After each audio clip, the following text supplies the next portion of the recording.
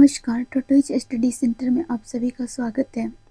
और आज के लेक्चर में हम लोग देखेंगे खान सर की AETU की बुक। और आज का सेट नंबर होगा 2 और पेपर होगा GS पेपर का। चलिए फिर स्टार्ट करते हैं। देखेंगे प्रैक्टिस सेट नंबर 2, देख सकते हैं कुछ इस तरह से। देखेंगे क्वेश्चन है, निम्नलिखित में से किसमें टंगस्टन का प्रयोग किया जाता है? किसमें टंगस्टन का प्रयोग किया जाता है?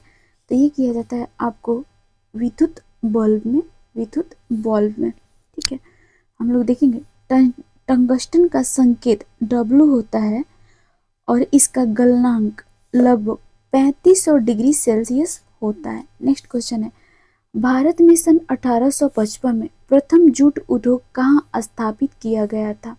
तो ये किया गया था आपको रिसड़ा में किया गया था। ठीक है, चलिए एक्सप्लेनेशन देखेंगे। और इसे ना हुगली नदी पर रिसड़ा में स्थापित किया गया था। नदी कौन सी? तो हुगली नदी पर। ठीक है, आगे देखेंगे, भारत कच्चे जूट और जूट के सामान का सबसे बड़ा उत्पादक है तथा निर्यात के रूप में बांग्लादेश के बाद द्वितीय स्थान पर है। ठीक है, चलिए नेक्स्ट क्वेश्चन है, भारत में सन 1904 में प्रथम सीमेंट उद्योग संयंत्र कहाँ स्थापित किया गया था? तो ये किया गया था आपको चेन्नई में। एक्सप्लेनेशन देखेंगे, भारत में पहली सीमेंट फैक्ट्री की स्थापना 1904 में हुई थी, तब मद्रास था, अब चेन्नई है ना। और स्थापित किया गया था किनके सहयोग से? साउथ इंडिया इंडस्ट्रीज लिमिटेड द्वारा की गई थी, जिसमें बाद में द मद्रास सीमेंट कंपनी नाम से जाना गया। ठीक है, नेक्स्ट क्वेश्चन है, भारत में मीथेन एक बड़ा स्रोत है ना। मीथेन एक बड़ा स्रोत है। धान का खेत और मीथेन को इंडिकेट करते हैं CH4 से। ठीक है, चलिए एक्सप्लेनेशन देखेंगे। धान के खेत में ग्रीन हाउस गैसों का सबसे बड़ा स्रोत होता है मीथेन। ठीक है, आगे देखेंगे, मीथेन गैस जो होता है इसको गोबर गैस के नाम से भी जाना जाता है। ठीक है, नेक्स्ट क्वेश्चन है, भारत का क्षेत्रफल संसार के क्षेत्रफल का 2.4% है, परंतु इसकी जनसंख्या कितनी है? तो इसकी जनसंख्या है आपके संपूर्ण मानव जाति का 17% जनसंख्या है। ठीक है, नेक्स्ट क्वेश्चन है, निम्नलिखित में से कौन सा बायोस्फीयर रिजर्व यूनेस्को द्वारा अंतर्राष्ट्रीय स्तर पर मान्यता प्राप्त नहीं है ना। तो स्क्रॉल करेंगे तो इसमें और ऑप्शन छुप गए हैं, है ना। तो नहीं है इसमें, इसका आंसर होगा उपयुक्त में से कोई नहीं, है ना। देखेंगे, नीलगिरी, सुंदरवन और मन्नार की खाड़ी, इन तीनों को बायोस्फीयर रिजर्व यूनेस्को द्वारा अंतर्राष्ट्रीय स्तर पर मान्यता प्राप्त है ना। और भारत में ना कुल 18 बायोस्फीयर रिजर्व है, जिसमें से 12 जो है ना यूनेस्को द्वारा मान्यता प्राप्त है। ठीक है, क्लियर हुआ। चलिए नेक्स्ट क्वेश्चन देखेंगे, राज्यों तथा उनके भौगोलिक क्षेत्र के वनाच्छादित भाग के प्रतिशत के युग्मों में कौन सा युग्म सुमेलित है ना। तो सुमेलित आपके उपयुक्त में से कोई नहीं। चलिए देखेंगे, है ना हम लोग तो मिजोरम में देखेंगे तो यहाँ पे है आपको 84.53% वनाच्छादित क्षेत्र है ना। और वहीं बात की जाए अरुणाचल प्रदेश की तो यहाँ पे है आपके 79.33%। ठीक है, और अब देखेंगे हम लोग मेघालय को, तो मेघालय में 76.00% है। वहीं मणिपुर की बात की जाए, है ना, तो मणिपुर में है आपके 74.34% है ना, वनाच्छादित क्षेत्र है।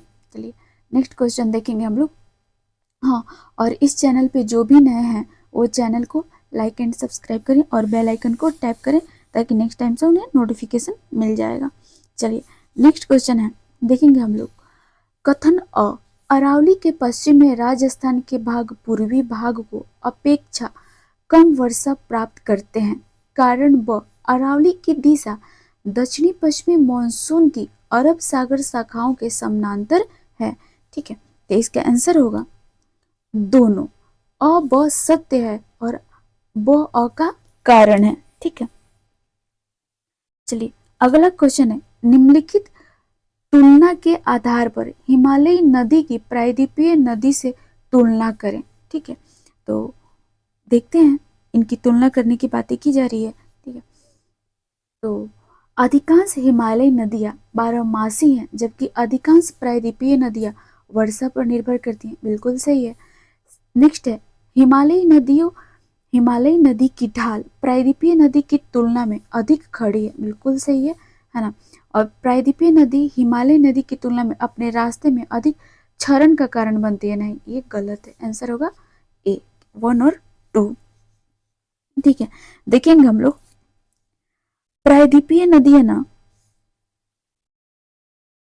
चलिए हम लोग देखेंगे हिमालयी नदियां जो होती है ना, भी आकार की घाटी बनाती है। हिमालयी नदियां भी आकार की घाटी बनाती है। वहीं प्रायद्वीपीय नदियां पठारों से तो निकलती हैं, लेकिन ये साथ में मौसमी है ना, मौसमी होती हैं। ठीक है, और ये यू आकार की घाटी का निर्माण करती हैं, है ना। हिमालयी नदियों की तुलना में प्रायद्वीपीय नदियां अपने रास्ते में कम क्षरण का कारण बनती हैं, क्योंकि ये पुरानी कठोर चट्टानों से होकर बहती हैं, जबकि हिमालयी नदियां युवा नरम चट्टानों से होकर बहती है। ठीक है, ध्यान रखेंगे यू आकार और भी आकार की घाटी का निर्माण को। नेक्स्ट है, विश्व का वृहत्तम डेल्टा निर्मित होता है, तो ये होता है आपके गंगा ब्रह्मपुत्र द्वारा। देखेंगे विश्व का वृहत्तम डेल्टा गंगा ब्रह्मपुत्र डेल्टा है, जिसे सुंदरबन डेल्टा या बंगाल डेल्टा भी कहा जाता है ना। और डेल्टा की बात की जाए तो ये भारत के पश्चिमी बंगाल और बांग्लादेश के क्षेत्र में फैला हुआ है, और गंगा ब्रह्मपुत्र तथा मेघना नदियों के संगम से बनता है। ठीक है, और इसे दुनिया का सबसे बड़ा नदी डेल्टा बनाता है। यह जो है दुनिया का सबसे बड़ा नदी डेल्टा बनाता है। नेक्स्ट क्वेश्चन देखेंगे। क्वेश्चन है, पर्वत की चोटियों के समूह को ऊंचाई के घटते क्रम में नीचे दी गई है। निम्नलिखित में से कौन सा क्रम सही नहीं है ना। तो इसका आंसर होगा माउंट एवरेस्ट, कंचनजंगा और धौलागिरी। तो देखेंगे क्या सही है ना। माउंट एवरेस्ट जो है ये दुनिया की सबसे ऊंची चोटी है, उसके बाद कंचनजंगा और फिर धौलागिरी आती है। सबसे पहले माउंट एवरेस्ट आएगा, फिर उसके बाद आएगा आपको है ना कंचनजंगा। ठीक है, फिर उसके बाद आएगा धौलागिरी। ठीक है ना।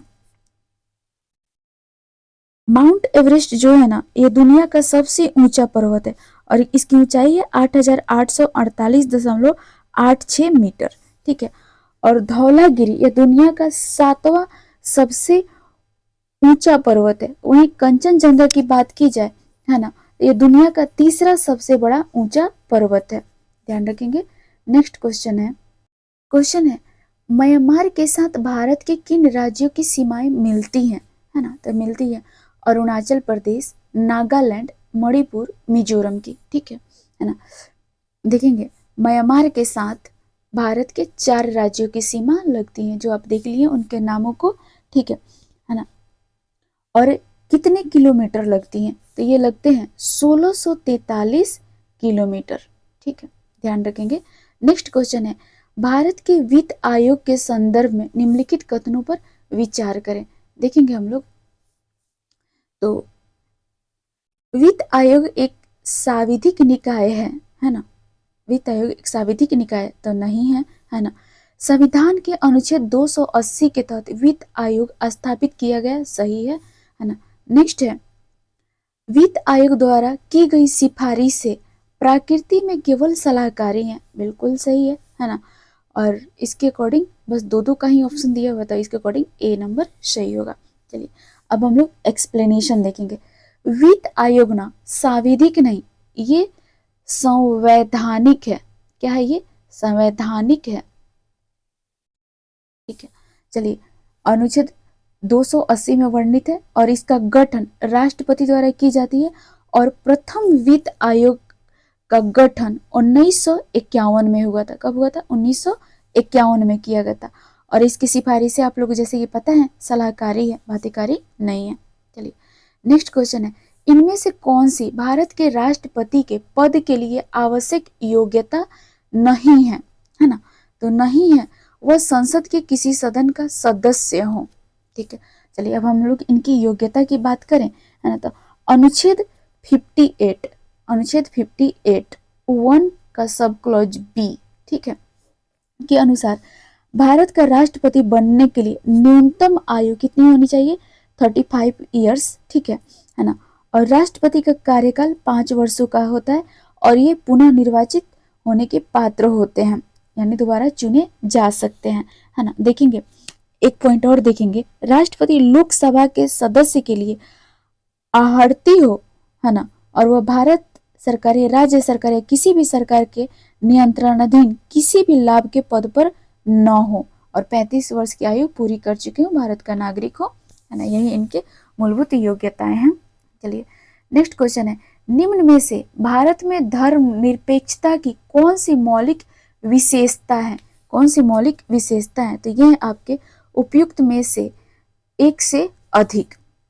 देखेंगे भारत में धर्मनिरपेक्षता यह प्रगतिशील और गत्यात्मक दोनों है ना। और आगे देखेंगे तो 42वें संविधान संशोधन 1976 द्वारा, है ना, प्रस्तावना में धर्मनिरपेक्षता को जोड़ा गया था। ठीक है, अगला क्वेश्चन है, भारत में संघवाद के संदर्भ में निम्नलिखित में से कौन सा कथन सत्य है? निम्नलिखित में से कौन सा कथन सत्य है? तो ये सत्य है आपके, एक अर्ध संघीय राज्य देश के अंतर्गत भारतीय संघवाद का परिणाम है। ठीक है, नेक्स्ट क्वेश्चन है, निम्नलिखित में से कौन सा कथन बहुराष्ट्रीय कंपनियों के बारे में सत्य है? ठीक है, तो सत्य है उपयुक्त में से एक से अधिक। चलिए हम लोग देखेंगे एक्सप्लेनेशन। बहुराष्ट्रीय कंपनी की परिभाषा है कि वह एक से अधिक देश में उत्पादन का स्वामित्व नियंत्रण रखती हैं, है ना। तो कथन ये तो सत्य है। ठीक है, आगे देखेंगे, ये कंपनियां मेजबान देशों में अक्सर नई प्रौद्योगिकी भी लाती हैं, है ना। कथन सी सही है। ठीक है, इसके अकॉर्डिंग एक से अधिक आंसर होगा। नेक्स्ट क्वेश्चन देखेंगे, क्वेश्चन है, भारतीय योजना आयोग के अनुसार निम्नलिखित में से कौन से गरीबी रेखा के लिए सही है ना। तो सही है ग्रामीण क्षेत्रों में प्रति व्यक्ति 26 रुपए प्रतिदिन, सही है ना। और नगरीय क्षेत्रों में प्रति व्यक्ति 32 रुपए प्रतिदिन। ठीक है, ये सही है, इसका आंसर होगा सी। ठीक है, एक्सप्लेन करेंगे, चीजें समझ में आएगा। ठीक है, योजना आयोग जिनकी स्थापना कब हुई थी? 1950 में। अभी इन्हें नीति आयोग कर दिया गया 2015 में। ठीक है, देखेंगे योजना आयोग ने सुरेश तेंदुलकर समिति की सिफारिश के आधार पर गरीबी रेखा का निर्धारण किया और 2011-12 के आंकड़ों के अनुसार गरीबी रेखा ग्रामीण क्षेत्रों के लिए 816 रुपए प्रति व्यक्ति, है ना, प्रति व्यक्ति प्रति माह, है ना, लगभग 27 रुपए प्रतिदिन और शहरी क्षेत्रों के लिए 1000 प्रति व्यक्ति प्रति माह लगभग 33 रुपए प्रतिदिन निर्धारित की गई थी। किसके द्वारा? तो ये सुरेश तेंदुलकर समिति के द्वारा, है ना, ध्यान देंगे, है ना। तो अब हम लोग अगला क्वेश्चन देखेंगे, अर्थव्यवस्था के आउटपुट स्तर में वृद्धि किसके द्वारा प्राप्त की जाती है ना। तो ये प्राप्त की जाती है ए एवं बी दोनों द्वारा, यानी अर्थव्यवस्था में रोजगार के अधिक अवसर द्वारा, सेकंड बेहतर प्रौद्योगिकी को नियोजित करना, है ना। चलिए नेक्स्ट क्वेश्चन है, लंदन में सर कर्जन वाइली की हत्या किसने की थी? तो ये किए थे आपके मदन लाल ढींगरा। ठीक है, ध्यान देंगे, है ना। अगला क्वेश्चन है, लाला हरदयाल, बाबा हरमन सिंह टूडी लाट, बाबा सोहन सिंह भागना और गुरदीप सिंह जुड़े थे, तो है ना, तो ये लोग जुड़े थे गदर आंदोलन से। हम लोग इम्पोर्टेंट टॉपिक बन जाता है ये, तो एक्सप्लेन करेंगे, ठीक है। गदर पार्टी ना एक क्रांतिकारी आंदोलन था जो भारत के स्वतंत्रता संग्राम में सक्रिय था, है ना। सरदार अजीत सिंह इसके प्रमुख सदस्य थे गदर पार्टी के, ठीक है। आगे देखेंगे, गदर पार्टी के सदस्यों में सोहन सिंह भागना, हरदयाल और रास बिहारी बोस, बाबा हरमन, गुरदीप सिंह शामिल थे, जो हम लोग पहले भी देख चुके हैं। अगला क्वेश्चन है, लॉर्ड माउंटबेटन वायसराय के रूप में कार्य करने के लिए विशिष्ट निर्देश किसके साथ भारत आया था, है ना। तो ये इसका आंसर होगा, यदि संभव हो तो भारत को संगठित रखना, है ना। एक्सप्लेनेशन देखेंगे, लॉर्ड माउंटबेटन स्वतंत्र भारत के पहले गवर्नर जनरल भी थे, ठीक है। अगला क्वेश्चन है, ब्रिटिश प्रधानमंत्री रैमसे मैकडोनाल्ड द्वारा सांप्रदायिक पंचायत की घोषणा की गई थी, तो ये की गई थी अगस्त 1932 में। अब देखेंगे हम लोग सांप्रदायिक पंचायत के बारे में। पहली बार पृथक निर्वाचन समूह का निर्णय किया गया सांप्रदायिक पंचायत के अंतर्गत। यह निर्णय 16 अगस्त 1932 को लिया गया था। इस निर्णय में भारत में उच्च वर्ग, निम्न वर्ग, मुस्लिम, बौद्ध, सिख, भारतीय ईसाई, एंग्लो इंडियन, पारसी और दलित आदि के लिए अलग अलग चुनाव क्षेत्र बनाए गए थे, ठीक है। याद रखेंगे, सांप्रदायिक पंचायत इंपॉर्टेंट है ना। चलिए अगला क्वेश्चन है, इनमें से कौन रॉलेट अधिनियम 1919 के बारे में सत्य है, तो इसका आंसर होगा, इसने सरकार को कानून की अदालत में मुकदमे के बिना किसी भी व्यक्ति को गिरफ्तार और कैद करने के लिए अधिकृत किया, ठीक है। तो एक्सप्लेनेशन है, रॉलेट अधिनियम 1919 को एक दमनकारी नीति भी कहा जाता है जो सरकार को बिना अदालती प्रक्रिया के किसी भी व्यक्ति को गिरफ्तार करने और हिरासत में रखने का अधिकार देती थी, है ना। चलिए अगला क्वेश्चन है, निम्नलिखित वर्गों में कौन 1905 के स्वदेशी आंदोलन से मुख्यतः अप्रभावित रहा, है ना। तो इसका आंसर होगा कृषक और तीसरा मुसलमान, ये अप्रभावित रहे थे 1905 के स्वदेशी आंदोलन से। और थोड़ा सा इसका एक्सप्लेनेशन देखेंगे, है ना। 1905 के स्वदेशी आंदोलन में महिलाओं और बुद्धिजीवियों की भागीदारी उल्लेखनीय रूप से रही, लेकिन कृषक यानी किसान और मुसलमान मुख्यतः अप्रभावित रहे और किसानों की भागीदारी बहुत सीमित थी। केवल 12 साल के किसान शामिल हुए थे। कहाँ के किसान शामिल हुए थे? 12 साल के किसान इसमें शामिल हुए थे 1905 के स्वदेशी आंदोलन में।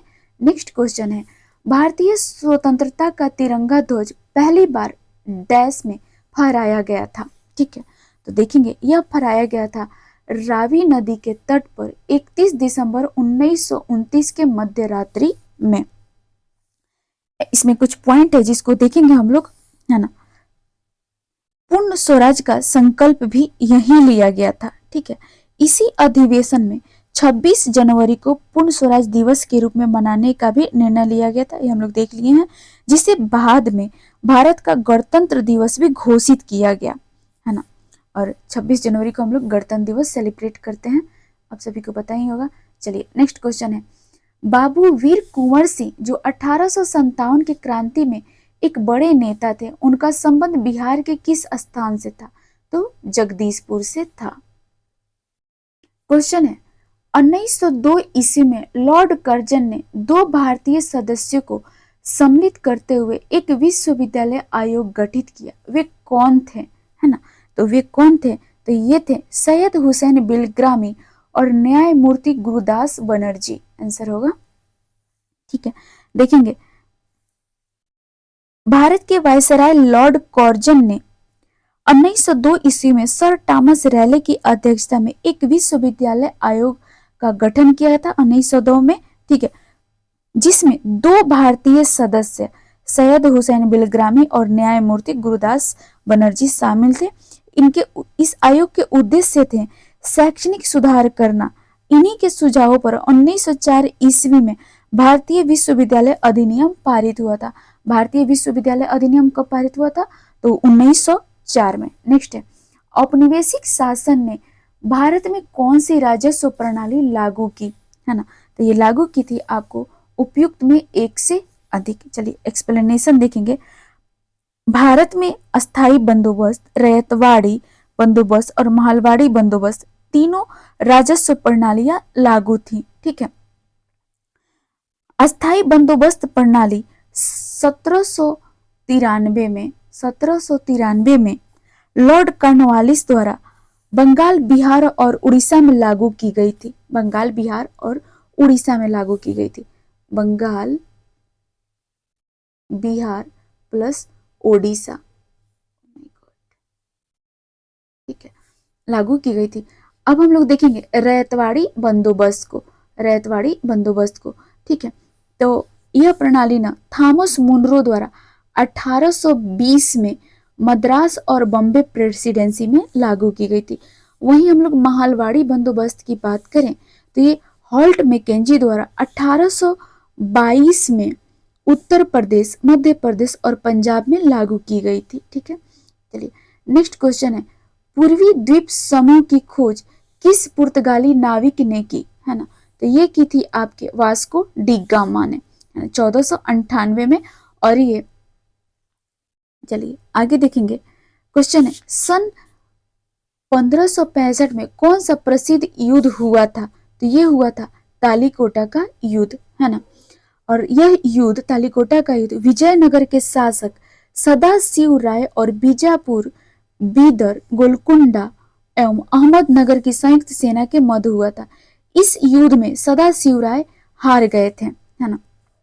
चलिए नेक्स्ट क्वेश्चन है, अकबरनामा आइन ए अकबरी लिखा गया, ठीक है। तो ये लिखा गया था अबुल फजल के द्वारा, ठीक है।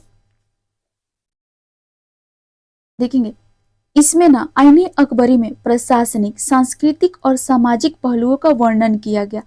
अबुल फजल अकबर के 9 रत्न में से एक रत्न थे, ठीक है। आगे देखेंगे, दीन ए इलाही धर्म का प्रधान पुरोहित अबुल फजल था। यह धर्म अकबर ने चलाया था, दीन ए इलाही धर्म, ठीक है।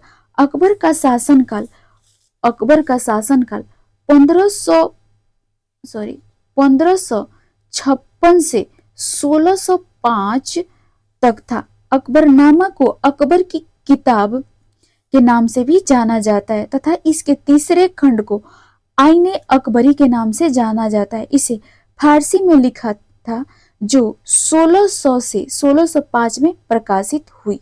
चलिए नेक्स्ट क्वेश्चन है, तुर्कान ए चहलगानी को किसने समाप्त किया, है ना? तो ये समाप्त किया था आपको बलबन ने, ठीक है। बलबन ने 40 के संगठन को समाप्त किया, यानी तुर्कान ने चहलगानी को, ठीक है। आगे देखेंगे हम लोग, तो तुर्कान ने चहलगानी यानी चालीसा का गठन आप सभी देखे होंगे कि इल्तुतमिश ने किया था, ठीक है। और बलबन 1266 से 1286 तक गुलाम वंश का शासक रहा और बलबन इल्तुतमिश का खासादार था। नेक्स्ट क्वेश्चन है, तैमूर के आक्रमण के बाद भारत में किस वंश का राज स्थापित हुआ? तो ये हुआ था सैयद वंश का, सैयद वंश का, ठीक है। देखेंगे तो चलिए नेक्स्ट क्वेश्चन देखेंगे हम लोग, कालक्रम की दृष्टि से इनमें से कौन सा क्रम सही है ना? तो सही है राजधानी, ठीक है। सबसे पहले हम लोग इसको अरेंजमेंट करेंगे। देखेंगे हम लोग, सबसे पहले ना तराइन का युद्ध हुआ था, आप लोग पढ़े होंगे 1191 ईस्वी में। और तराइन का द्वितीय युद्ध की बात की जाए तो ये हुआ था आपको 1192 में, ठीक है। याद रखेंगे, मैं अलग से बताती हूँ, ठीक है। चलिए आगे देखेंगे, कुतुब मीनार का निर्माण 1193 में हुआ था। कब हुआ था? 1193 में। ठीक है, आगे देखेंगे राजधानी दिल्ली से देवगिरी स्थानांतरित की गई थी, है ना, दिल्ली से देवगिरी स्थानांतरित की गई थी, तो इसका टाइमिंग था 1327, 1327। और अलाउद्दीन का पद्मिनी प्रकरण, इसका टाइमिंग था आपको 1303, 1303। ठीक है, चलिए, तो इसके अकॉर्डिंग आंसर होगा, इसके अकॉर्डिंग आंसर होगा डी, डी। ठीक है, चलिए नेक्स्ट क्वेश्चन है, कौन सा मध्यकालीन भारतीय राज्य साम्राज्य व्यापक स्तर पर स्थानीय स्वशासन के लिए प्रसिद्ध था, है ना, तो ये था आपके चोल, चोल थे, है ना। देखेंगे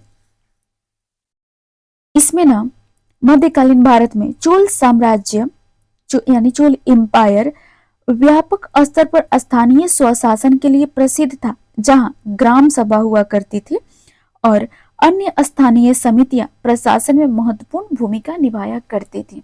ठीक है, नेक्स्ट क्वेश्चन है, नालंदा विश्वविद्यालय ज्ञान का महान केंद्र था। ठीक है, तो ये था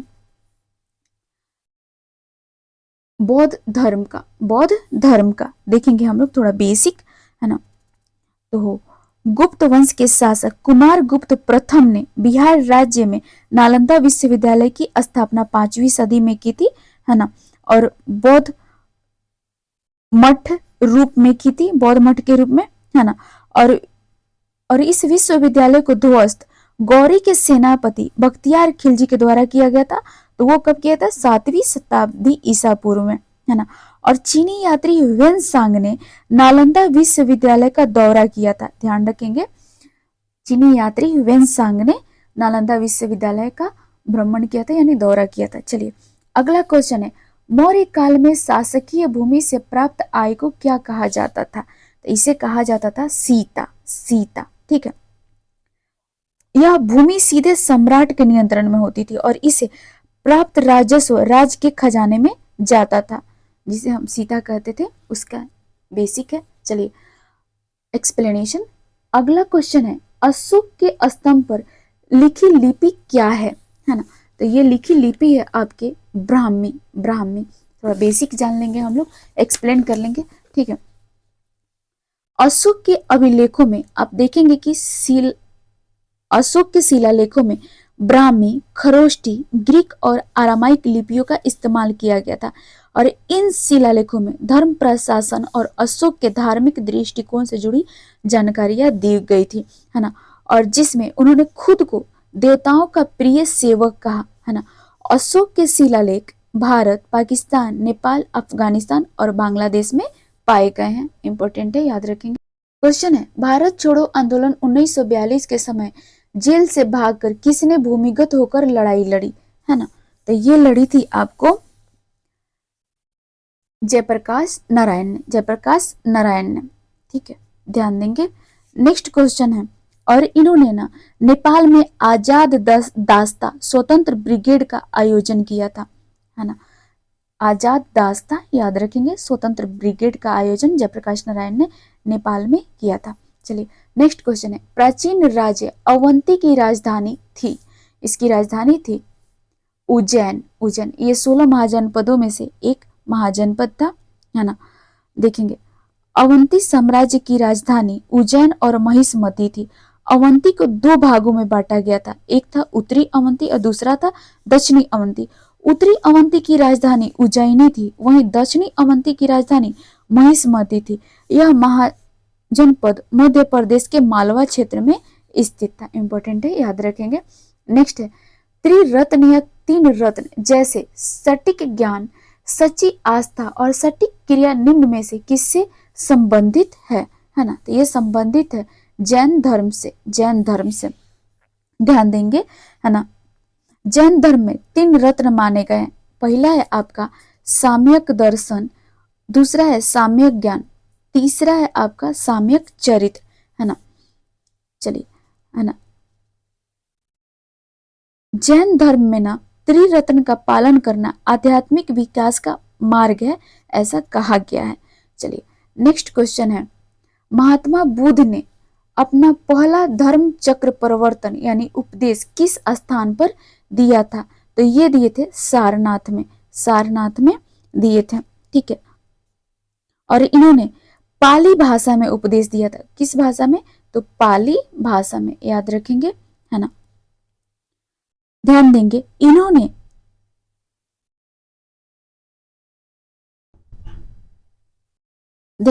इन्होंने चार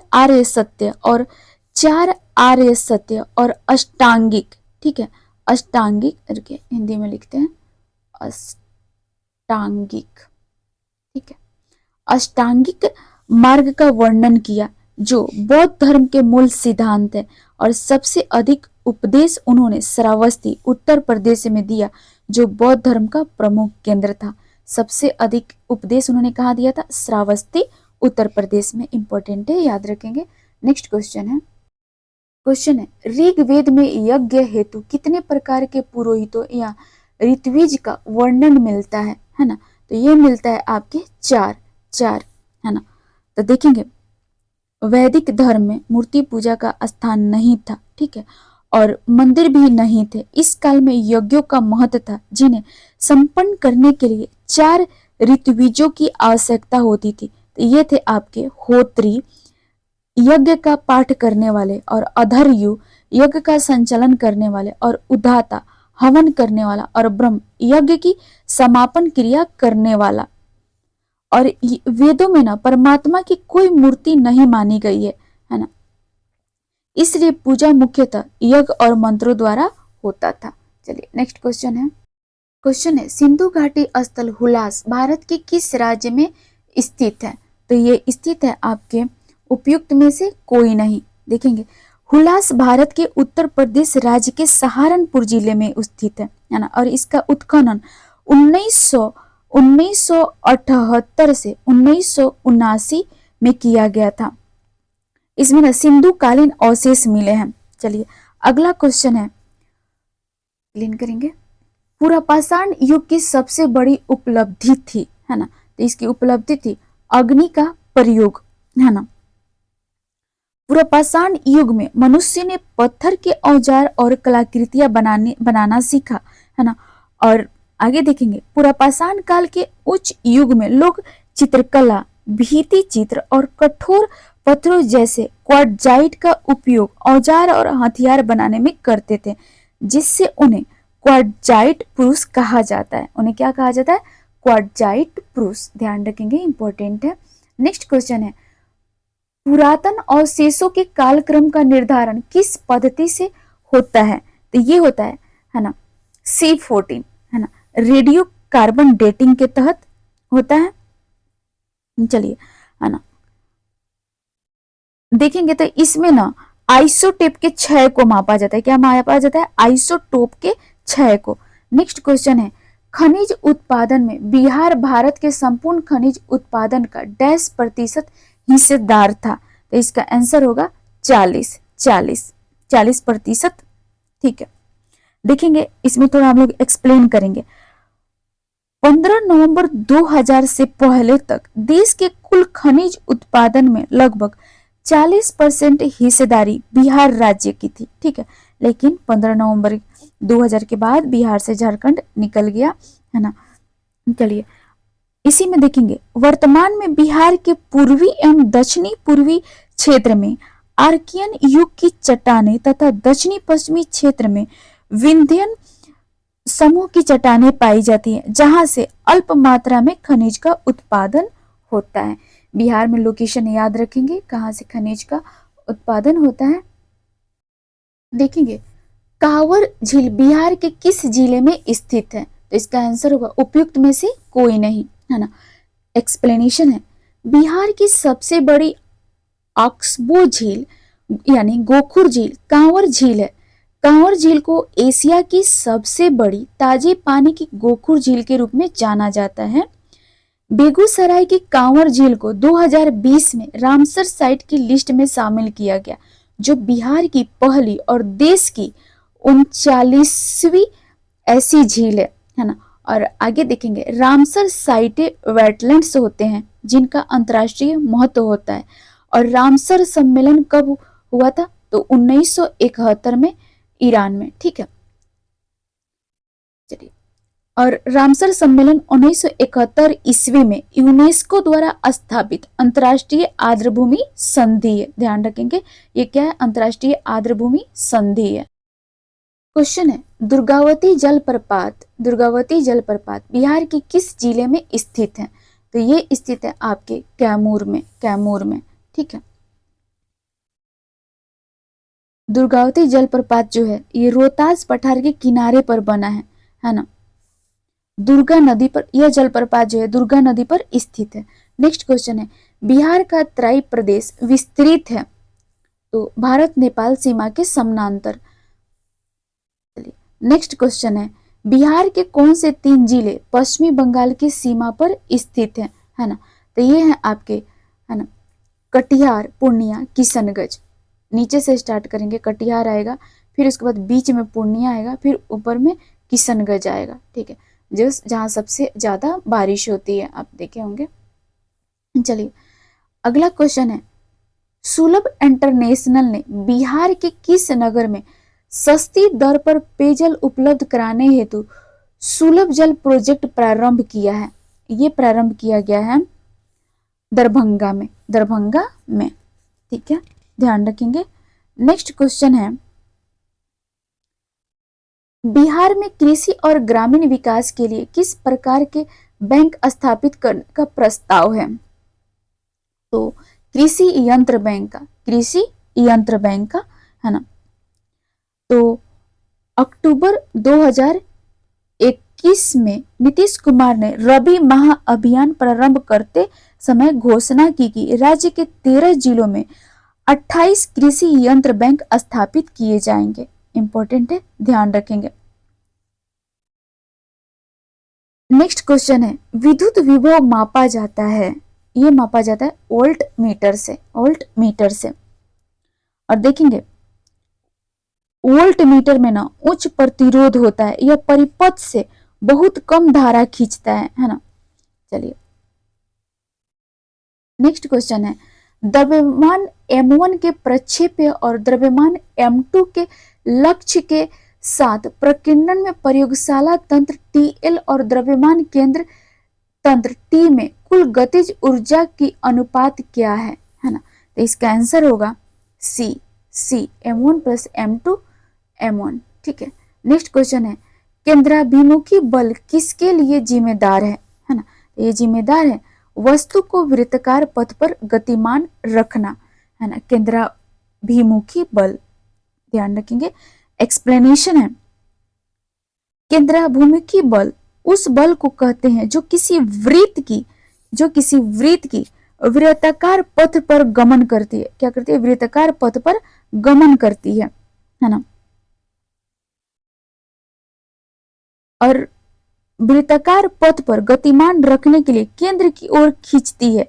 इस बल के बिना वस्तु अपने वृत्तीय पथ से बाहर निकल जाती है और सीधे रेखा में गति करती है। नेक्स्ट क्वेश्चन है निम्न में से निम्न कथनों पर विचार कीजिए। ठीक है, चलिए क्वेश्चन देखेंगे। तो चलिए देखेंगे हम लोग शुद्ध जल में नमक को घोलने से जल का क्वथनांक बढ़ जाता है एवं जल का हिमांक घट जाता है। सही है। नेक्स्ट है जल में जब मिथाइल एल्कोहल सेकेंड ऑप्शन है जल में जब मिथाइल एल्कोहल डालते हैं तो जल का क्वथनांक क्या होता है? घट जाता है। नेक्स्ट ऑप्शन देखेंगे, इसका आंसर होगा D 1 और 2 दोनों। चलिए नेक्स्ट क्वेश्चन है यदि एक प्रिज्म को न्यूनतम विचलन कोण की स्थिति में व्यवस्थित किया जाए तो इसका रिजल्ट क्या होगा? तो ये होगा आपतन कोण बराबर उद्भव कोण होगा। नेक्स्ट है क्वेश्चन है निम्न में से कौन सा गैर ओमिक प्रतिरोध का प्रतिनिधित्व करता है ना। तो ये करता है तांबा। नेक्स्ट है एक पदार्थ X का उपयोग सफेदीकरण में किया जाता है और इसे हवा की अनुपस्थिति में चूना पत्थर को गर्म करके प्राप्त किया जाता है। X की पहचान कीजिए। इसका आंसर होगा CaO CaO। नेक्स्ट क्वेश्चन है, क्रिस्टलीय ठोस के बारे में निम्नलिखित में से कौन सा कथन गलत है? तो ये है आपके प्रकृति में आइसोट्रॉपिक। और इस चैनल पे जो भी नया है वो चैनल को लाइक एंड सब्सक्राइब करें। नेक्स्ट क्वेश्चन है, निम्न पदार्थों में से कौन सा पदार्थ खाने की वस्तुओं का परिरक्षण प्रिजर्वेशन में प्रयोग होता है? तो ये होता है सोडियम बेंजोएट का। सोडियम बेंजोएट का। सोडियम बेंजोएट जो होता है ये गंधहीन क्रिस्टलीय पाउडर होता है। नेक्स्ट है, प्लास्टर ऑफ पेरिस डैश को गर्म करके उत्पन्न किया जाता है। तो ये किया जाता है जिप्सम को गर्म करके। ठीक है, नेक्स्ट क्वेश्चन है, फ्यूज का तार निम्नलिखित में से किसका बना होता है? तो ये बना होता है टीन और लेड का। टीन और लेड का। नेक्स्ट क्वेश्चन है, निम्नलिखित में से कौन सी ऊष्माक्षेपी प्रक्रियाएं हैं? है ना, तो ऊष्माक्षेपी प्रक्रियाएं हैं आपके सल्फ्यूरिक अम्ल H2SO4 का तनुकरण। और नेक्स्ट है, बिना बुझे चूने के साथ पानी का प्रतिक्रिया। आंसर होगा इसका बी। नेक्स्ट क्वेश्चन है, निम्न में से कौन सा एक रासायनिक परिवर्तन नहीं है? रासायनिक परिवर्तन नहीं है, तो ये है आपके जल का वाष्प में परिवर्तन। नेक्स्ट है, निम्नलिखित में से किस कोशिकांग को कोशिका का ऊर्जा घर कहा जाता है ना? तो ये कहा जाता है आपको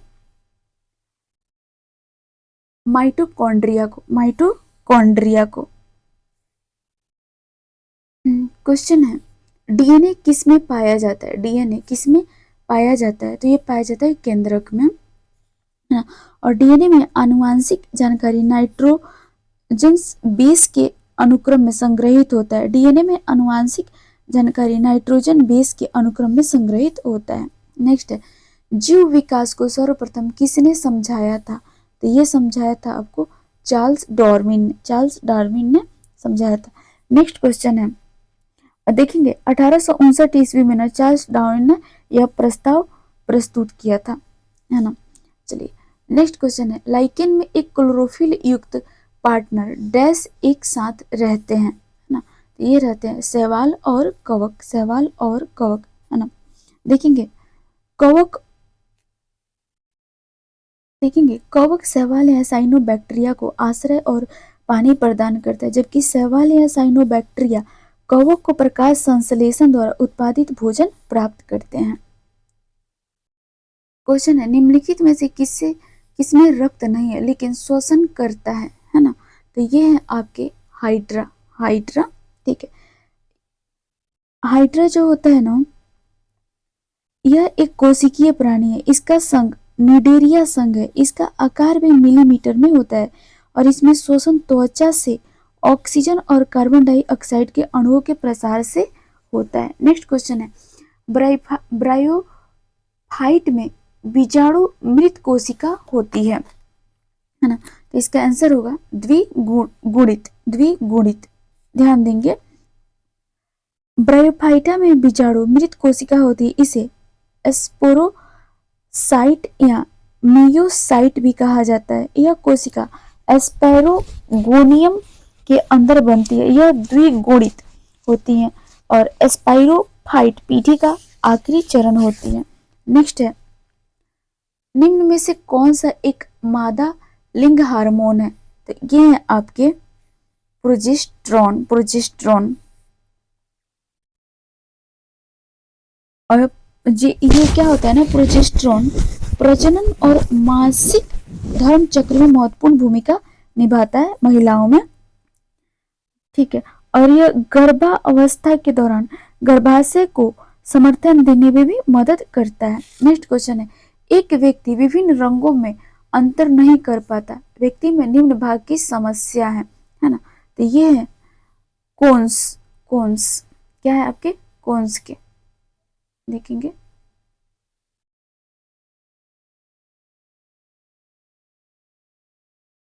क्वेश्चन है, पचा हुआ भोजन किसकी दीवार द्वारा अवशोषित किया जाता है ना। ये किया जाता है इलियम द्वारा। इलियम द्वारा, ठीक है। और इलियम छोटी आंत मानव तंत्र का एक महत्वपूर्ण भाग है जो आमाशय से आरंभ होकर बड़ी आंत बृहद आंत पर पूर्ण होती है और छोटी आंत में ही भोजन का सबसे अधिक पाचन और अवशोषण होता है। नेक्स्ट क्वेश्चन है, निम्नलिखित में से किस विटामिन की कमी से रिकेट्स नामक रोग होता है ना? तो ये होता है आपको विटामिन डी की कमी से, ठीक है। और इसका रासायनिक नाम विटामिन डी का कैल्सीफेरॉल होता है ना।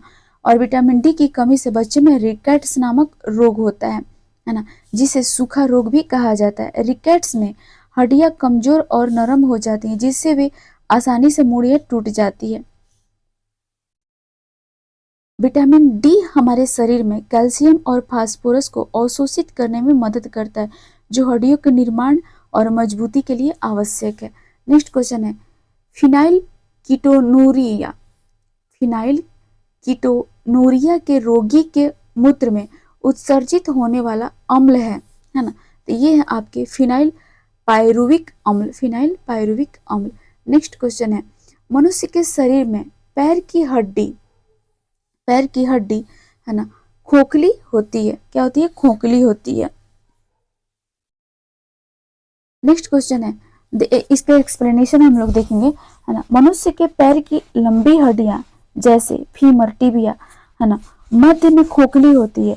मनुष्य में पैरों में प्रमुख हड्डियां फीबुला तथा टिबिया होता है और ये दोनों हड्डियां पैर के निचले हिस्से में होती हैं। नेक्स्ट क्वेश्चन है, कौन सा हार्मोन आवटुक ग्रंथि यानी थायराइड ग्रंथि का थायरॉक्सिन स्रावित करने के लिए उद्दीप्त करता है ना। इसका आंसर होगा ए टीएसएच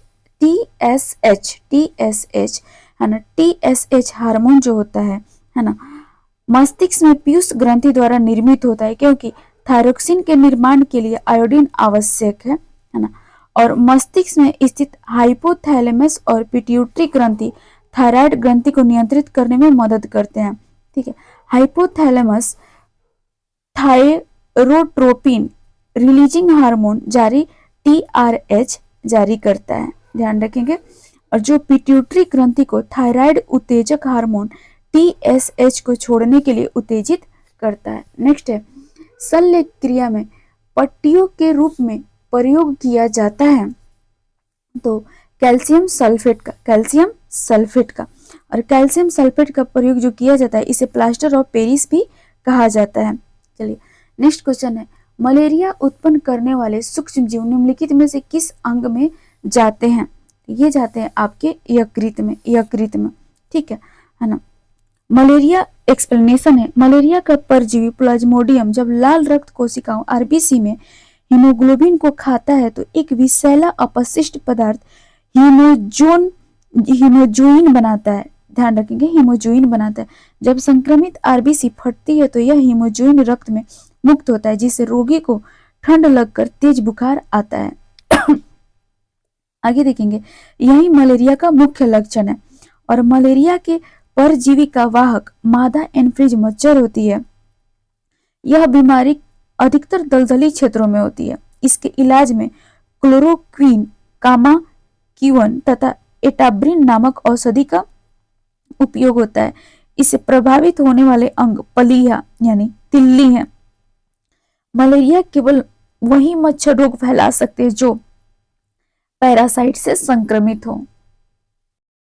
एक पॉइंट है जिसको ध्यान देंगे, मच्छरों द्वारा मलेरिया रोग के संचरण की खोज रोनाल्ड रॉस ने की थी। उन्होंने 1897 ईस्वी में यह सिद्ध किया था कि मलेरिया परजीवी मादा एन्फ्रीज मच्छरों द्वारा ही फैलता है। नेक्स्ट क्वेश्चन है, पढ़नाभ स्तंभ का उदाहरण दे है ना। तो इसका आंसर होगा नागफनी है ना। नेक्स्ट क्वेश्चन है, जड़ें किस मृदा में से जल शोषित करती हैं? वह है ना। इसका आंसर होगा कैपिलरी। नेक्स्ट क्वेश्चन है, निम्नलिखित में से कौन सी प्रक्रिया द्वारा कार्बन CO2 के रूप में वायुमंडल में लौट आती है? इसका आंसर होगा उपयुक्त में एक से अधिक। नेक्स्ट क्वेश्चन है, पौधे अपनी जड़ों के रेशे द्वारा मिट्टी में से जल का अवशोषण करते हैं। यह कार्य किस कारण से होता है? तो ये होता है आपके परासरण सघनता में विभिन्नता से। नेक्स्ट क्वेश्चन है, मानव शरीर में पाचन के लिए कौन सी सहायक ग्रंथि उपस्थित होती है ना? इसके लिए उपस्थित होती है जठर। जठर देखेंगे, जठर रस पाचन एंजाइमों, हाइड्रोक्लोरिक अम्ल और अन्य पदार्थों से बना होता है, जो पोषक तत्वों को अवशोषित करने के लिए महत्वपूर्ण होता है, और प्रतिदिन लगभग 3 से 4 लीटर जठर रस का उत्पादन होता है। ठीक है, नेक्स्ट क्वेश्चन है निषेचन के पश्चात बीजांड से एक कठोर आवरण विकसित होता है तथा यह किसमें विकसित होता है? यह विकसित होता है बीज में। बीज में, ठीक है। नेक्स्ट इसका एक्सप्लेनेशन देखेंगे। मादा के अंडाणु और नर के शुक्राणु मिलकर एकाकार हो जाते हैं और ये नए जीव का सृजन करते हैं, इसे निषेचन कहते हैं। ठीक है, निषेचन कहते हैं। और निषेचन के पश्चात बीजांड से एक कठोर आवरण विकसित होता है तथा यह बीज में विकसित होता है। नेक्स्ट है, चाय की पत्ती के उपचार के लिए किसका प्रयोग किया जाता है? तो इसका प्रयोग किया जाता है जीवाणु का।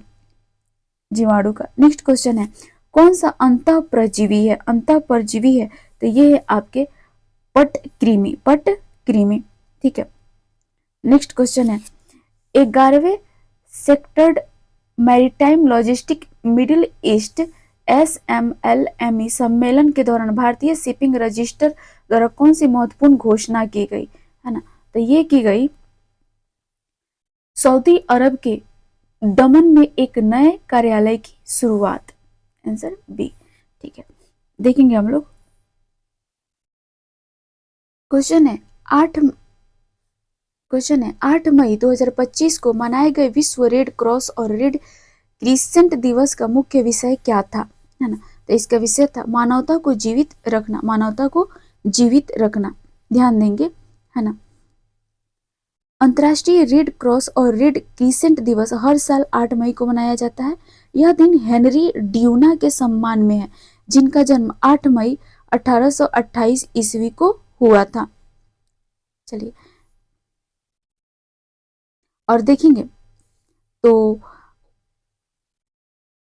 अंतर्राष्ट्रीय रेड क्रॉस और रेड क्रिसेंट आंदोलन की स्थापना की थी, है ना, 1859 में सोल्फेरिनो ने, है ना। सोल्फेरिनो की लड़ाई के बाद इनकी स्थापना की गई थी। चलिए नेक्स्ट क्वेश्चन है, भारत की पहली निजी स्वामित्व वाली हेलीकॉप्टर फाइनल असेंबली लाइन स्थापित करने के लिए टाटा एडवांस सिस्टम लिमिटेड ने किस यूरोपीय एरोस्पेस कंपनी के साथ साझेदारी की है ना?